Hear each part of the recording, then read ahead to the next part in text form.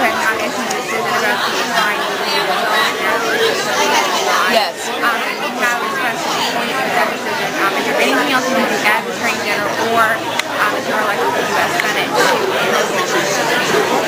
I think as Attorney General, at this stage, the decision of the DPU remains relatively final. They have the discretion to make the finding they make, and it is disappointing, although I know that in another context they imposed some fines upon the DPU. And although they did not impose the fine we asked, they certainly have required the changes that will, I hope, ensure that if such a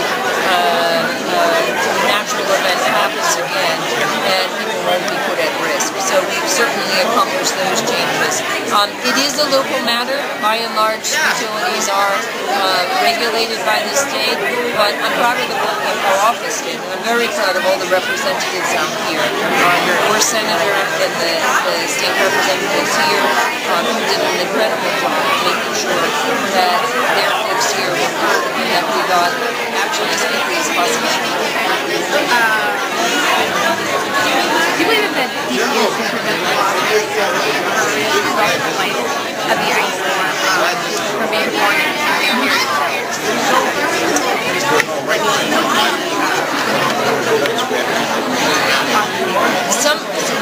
the way that the DPU looks at that is that if there is a natural event, some of that is recoverable. What they should not be able to recover are the expenses they incurred because they weren't prepared to deal with the storm. And the numbers on that is part of what the DPU will look at. I know we understand under the current statute that there are some costs that can be recovered, but certainly extraordinary costs or costs due to their own lack of preparedness should not be recovered.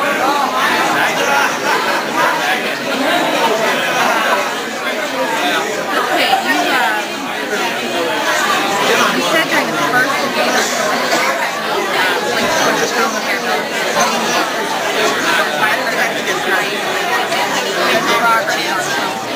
but you've also said that you did not vote for a bill about abortion rights. Do you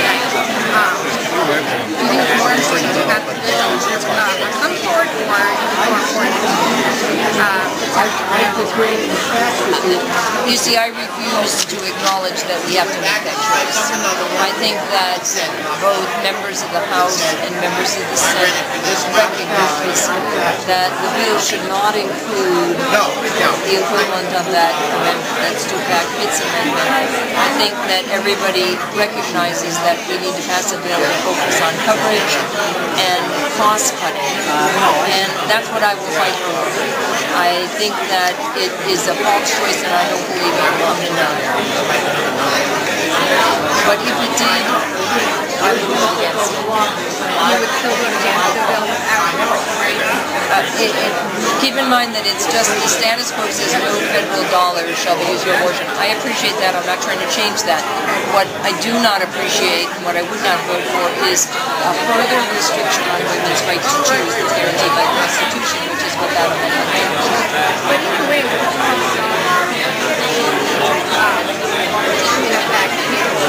no, I mean, in this amendment, for instance, if you were offering a plan in the exchange that people would purchase, you could not even offer reproductive rights to women, even if they wanted to use their own money for it. In other words, it really cut down on the access that women will have to services that they're constitutionally entitled to.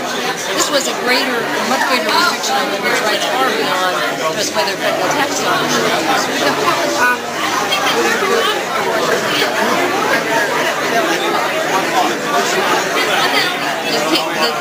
I have no problem with an extension of the status quo in a public option that is federally funded. The Hyde Amendment would prevail, so tax dollars would not be. This amendment said, however, even in the exchange where people are purchasing